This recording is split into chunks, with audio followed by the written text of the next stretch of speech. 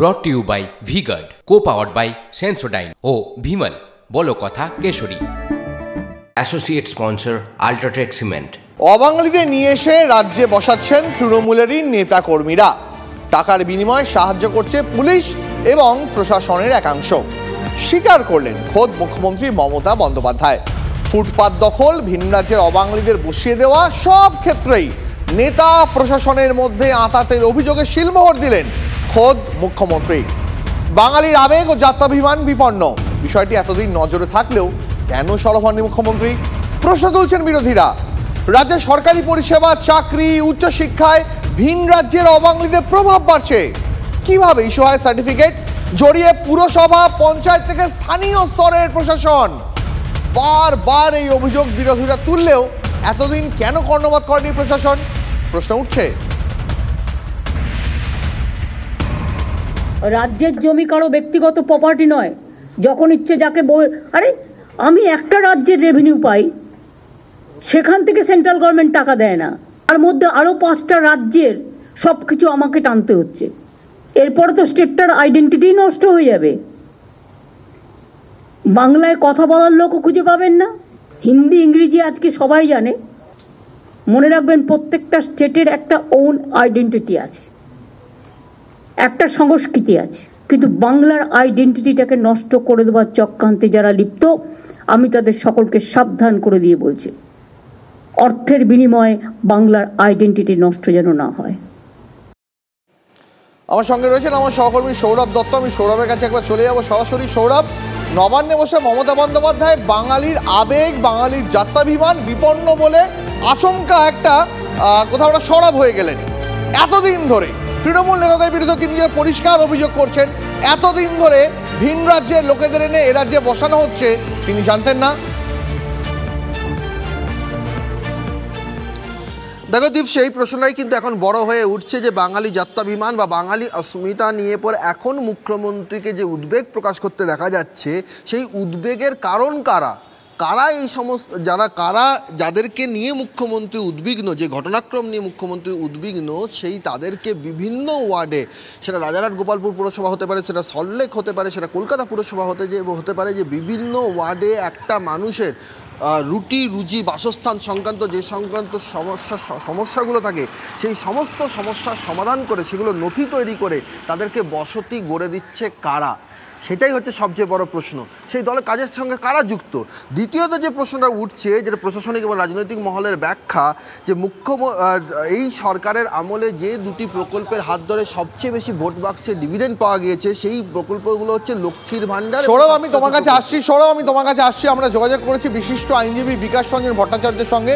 বিকাশবাবু, TV 9 Bangla আপনাকে স্বাগত।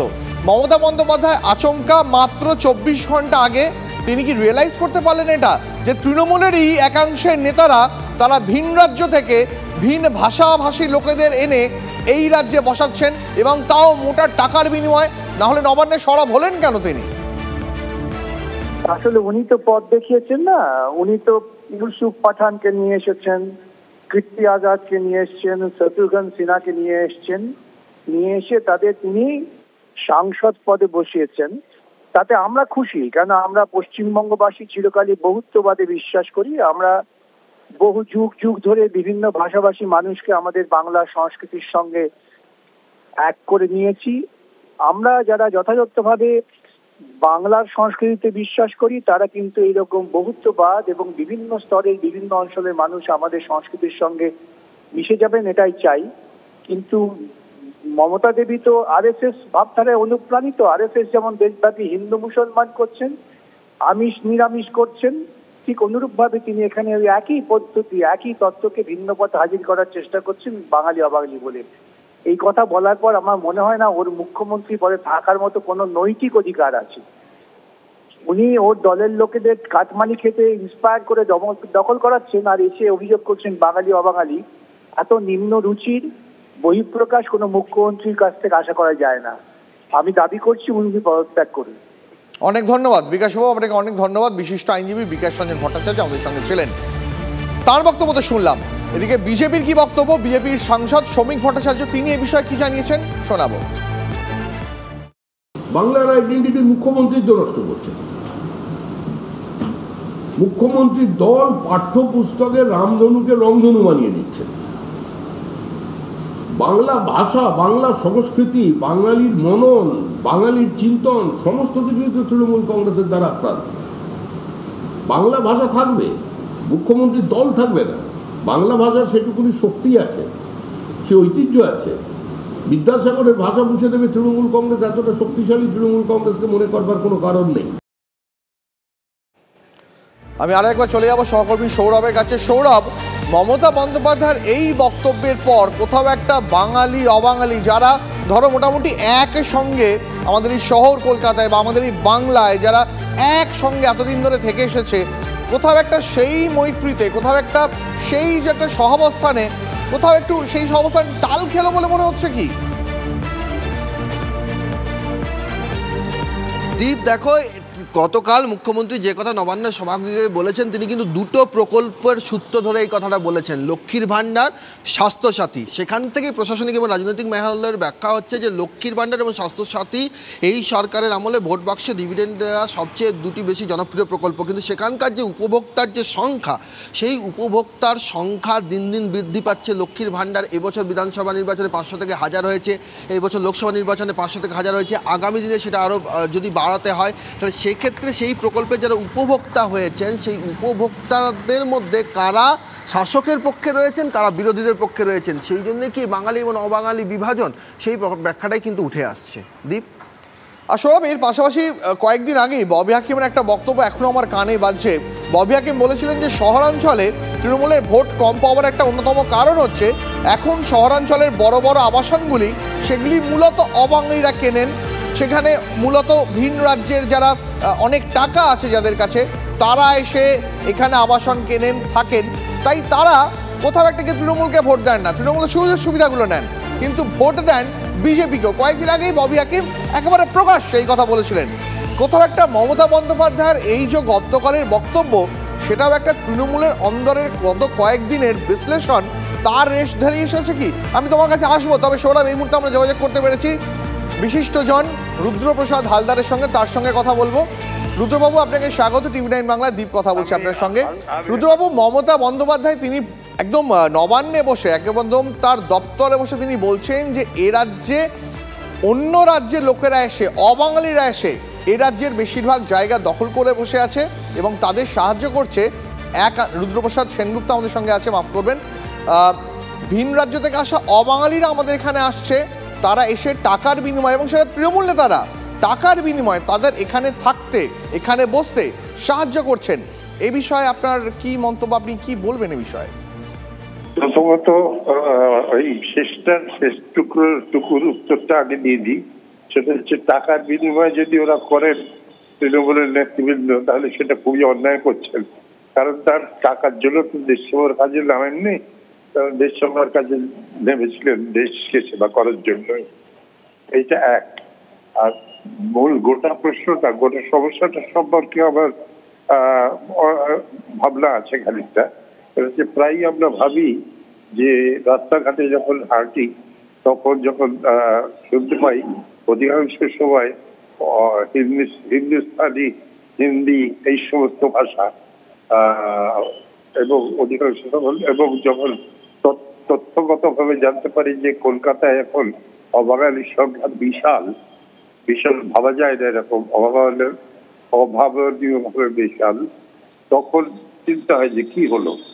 তখন আমরা নিজেদের মধ্যে ঠাট্টা করে বলি, বাঙালি তো প্রচুর সমস্যাকে ঠাট্টা করে উড়িয়ে দেয়, এটা বাঙালির দোষ এবং বাঙালির গুণ। আমি তো আমরা ঠাট্টা করে বলি যে Bengal is, Calcutta is now the eastern capital of Rajasthan and Bihar. সেইটা একটা আমাদের প্রতিক্রিয়া আছে, যেটা নিয়ে আমরা চিন্তিত। কিন্তু তারই সঙ্গে আবার এটাও মনে হয়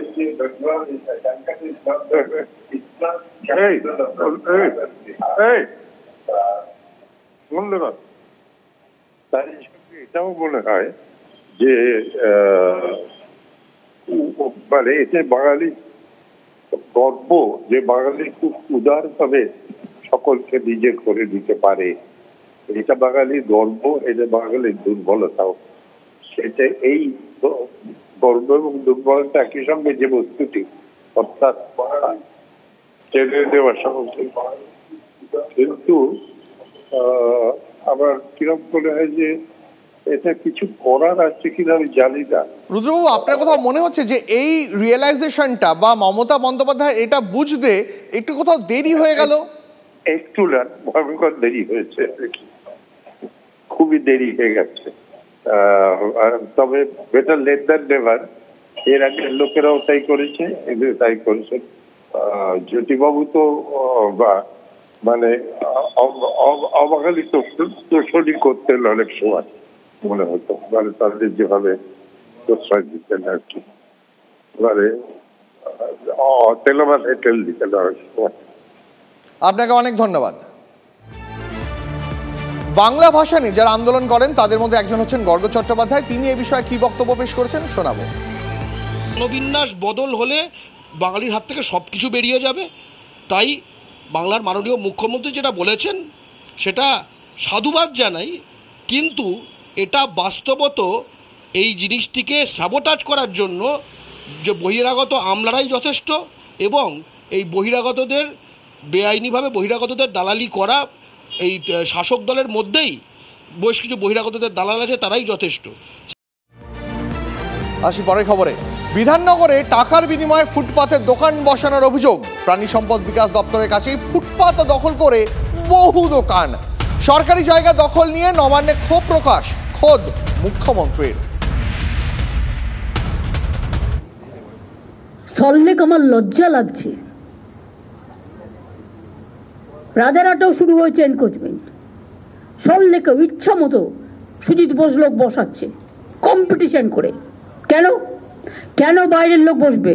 এআরডি অফিসের অপোজিটে ছবি দেখালে নিজেরাই লজ্জা পাবেন। এর জন্য কত দিতে হয়েছে? একদম পুরো এআরডি অফিসের সামনে সব এনক্রোচমেন্ট হয়ে গেছে। একটা করে তিপ্পল লাগাচ্ছে, একটা করে বসে হচ্ছে, একটা করে তিপ্পল লাগাচ্ছে, একটা করে বসে পড়ছে। কেন? ওয়াই? আমি জানতে চাই কত টাকার বিনিময়ে, কারা নিয়েছে টাকা? কেন সল্লেক কর্পোরেশনের কাউন্সিলররা কাজ করে না? তারা তো ইলেক্টেড বডি। মুখ্যমন্ত্রী ক্ষুব্ধ হতেই দোকান সরানোর নির্দেশ পুলিশের। টাকা নিয়ে দোকান বসানোয় অভিযুক্ত তৃণমূল নেতাদের একাংশ। দোকান মালিকদের অভিযোগ, এতদিন কি করছিল প্রশাসন? জীবিকার প্রশ্ন ওঠায় দুশ্চিন্তা দোকান মালিকদের। সরকারি জমির দখল নিয়ে বারবার গর্জে উঠেছে, সংবাদে দেখিয়েছে TV9 বাংলা। আর TV9 বাংলার খবরেই শিলমোহর খোদ মুখ্যমন্ত্রীর। পার্টির লোকজন না হ্যাঁ দিলে তো আর করতে পারা যায় না এসব ফুটের উপরে দোকান। এখন উপর থেকে চাপ এসছে, এখন সত্যিই হবে, তুলে দিতে হবে। কি করবো তাহলে? আমরা তো এতদিন ধরে এখানে কর্ম করবো, রুটি রোজগার, বউ ছেলে মেয়ে, বাবা ভাই বোন সবাইকে নিয়ে খাইয়ে দিয়ে বড় হয়েছি। এখন আমরা এই বয়সে এখন আমি কোথায় যাব, কি করব? না খেয়ে মরতে হবে আর কি করতে হবে? আমাদের কোনো রুজি নেই না, এটাই করে খেতে হয়।